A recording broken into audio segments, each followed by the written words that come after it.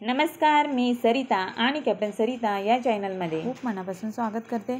आज आपण दुधी भोपळ्याच्या दशम्या बनवणार आहोत। हा पदार्थ नाश्त्यासाठी अगदी उत्तम आहे, कारण नाश्ता हा भरपेट करावा आणि खरंच भरपेट नाश्ता करण्यासाठी असे पदार्थ नक्कीच आपण आपल्या किचनमध्ये केलेच पाहिजे।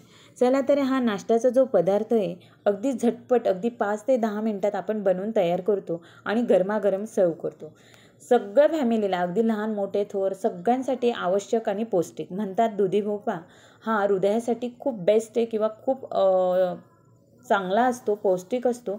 तर नक्कीच आपण दुधी भोपळ्याची भाजी बनवली तर लहान मुलं खात नाही, त्यांना भाजी हा प्रकार आवडणार नाही किंवा चव पण त्याची वेगळी येते म्हणून ते खाणार नाही। पण अशा पद्धतीने जर आपण पदार्थ बनवले तर नक्कीच मुलं देखील आवडीने खातील। यासाठी मी काय केलं, दुधी भोपळा धुवून घेतला, त्याची साल काढून घेतली आणि त्याचा कीस बनवला। कीस पण अगदी सॉफ्ट आणि मऊ होतो आणि त्यामध्ये भरपूर प्रमाणात पाण्याची मात्रा असते। चला तर आता आपण यामध्ये काही पीठं घालायची आहेत। आता यामध्ये मल्टी आटा पण घालू शकतात किंवा मल्टी आटा घालण्यापेक्षा अगदी सिंपल आणि सोप्या पद्धतीने करायला घेऊ। यासाठी मी 2 चमचे डाळीचं पीठ घेतलं आणि तेच चमचे 4 चमचे मी ज्वारीचं पीठ घेतलं आणि एक मोठा स्कूपभर गव्हाचं पीठ घेतलं। 3 प्रकारची पीठं घेतली आहेत, ज्वारीचं पीठ, डाळीचं पीठ आणि गव्हाचं पीठ। आता यामध्ये लसूण, आले, जिरे यांची पेस्ट घालायची आहे।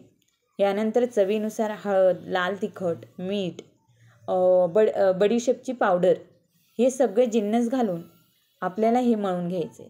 यासोबत अजून यामध्ये साखर घालायची, 1 चमचाभर साखर घालते। आणि साखर का घालायची की साखरेची एक वेगळी चव या पदार्थाला येत असते। यानंतर यामध्ये मी जिरे पावडर किंवा धने पावडर पण आपण घालू शकतो। तर मी यामध्ये जिरे पावडर घालते। जिरे पावडर हे मी घरीच बनवते।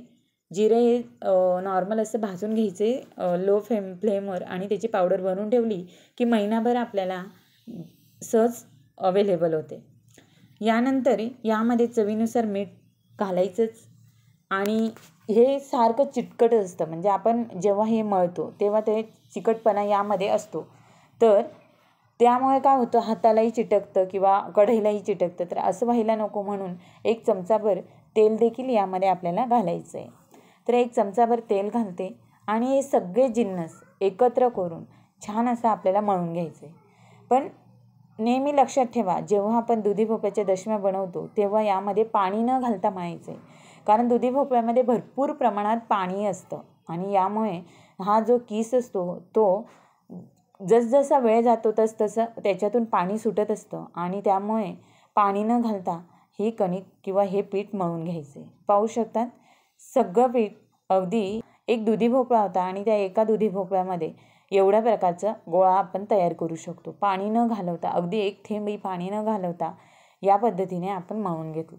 आता हे मळून झालं की याला तेल लावून आपण 10 ते 5 मिनटं बाजूला रेस्ट करायला ठेवायचं। तेवढ्यात आपण गॅसची फ्लेम लावून त्यावर तवा ठेवायचा आणि याचे छोटे छोटे गोळे करून आता लाटायला घ्यायचं। लाटताना आपण सेम जशी आपण चपाती लाटतो किंवा पोळी बनवतो त्याचप्रमाणे आपल्याला बनवून घ्यायची। पोळीपेक्षा थोडं जाडसर असलं तरी छान लागतं। खरं तर या दशम्या खूप सॉफ्ट आणि मऊ येतात आणि खूप छान लागतात। तर नक्कीच चपातीप्रमाणे आपण लाटून घेऊया आणि आता आपण तेल लावून दोन्ही बाजूला शेकून घ्यायचं आहे। आता लाटताना अगदी वरच्यावर लाटणं फिरवायचं आहे, खूप दाबून आपण लाटू नाही शकत, त्यामुळे त्या तुटतील किंवा व्यवस्थित बनणार नाही आणि खाली चिटकतं, पोळपाटला चिटकतं। तर असं व्हायला नको, यासाठी तुम्ही जसं आता आपण जे तेलाचे पाऊच वापरतो त्या पाऊचचा जो कागद असतो तो देखील आपण यासाठी वापरू शकतो। तो कट करून आपण असा स्क्वेअरमध्ये किंवा सर्कलमध्ये आपण तो चपाती किंवा हे असे पदार्थ किंवा असे दशम्या वगैरे लाटायला किंवा बटाट्याचे पराठे असतील असे लाटण्यासाठी त्या पिशव्यांचा वापर करू शकतो, त्या पिशव्यांच्या कागदाचा वापर करू शकतो। चला तर आता मी ती पिशवी माझ्याकडे अवेलेबल नाही म्हणून मी पोळपाटवरच हलक्या हाताने लाटून घेते आणि लाटून छान असे तव्यावर अगदी मध्यम फ्लेमवर किंवा मोठ्या फ्लेमवर देखील आपण हे छान शेकून घेऊ। दोन्ही बाजूने तेल लावत आणि एकसारखं बदलवत आपण ते एकसारखं छान भाजून घेऊ। भाजल्यानंतर हे खूप छान मऊ येतात आणि फुलतात पण। असे छान पद्धतीने आपण लाटून आणि बनवून घेतले भाजून घेतले तर छान असे रुचकर तयार होतात. आणि लुसलुशीत असे हे दशम्या लहान मुलं, मोठे, म्हातारे सगळेजण म्हणजे लहान मोठे घरातील सगळ्या मंडळीसाठी अत्यंत आवश्यक आणि पौष्टिक असा हा पदार्थ, अगदी पोटभर होणारा हा नाश्ता आणि झटपट होणारा. नक्कीच तुमच्या किचनमध्ये होऊन जाऊ देत. अगदी झटपट होतो.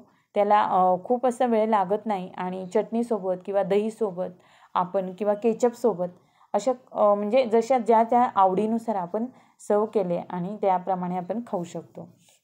लहान मुलांना तर केचपसोबत खूप छान लागतात आणि दहीसोबतसुद्धा छान लागतात. तर नक्कीच तुम्ही हे पराठे तुमच्या किचनमध्ये होऊन जाऊ देत. पराठे कसे झाले ते मला कमेंट्स करून सांगा. व्हिडिओ कसा वाटला हे नक्की कमेंट्स करून सांगा. व्हिडिओ आवडला असेल तर व्हिडिओला लाईक करा, शेअर करा आणि सबस्क्राईब करा. Thank you for watching.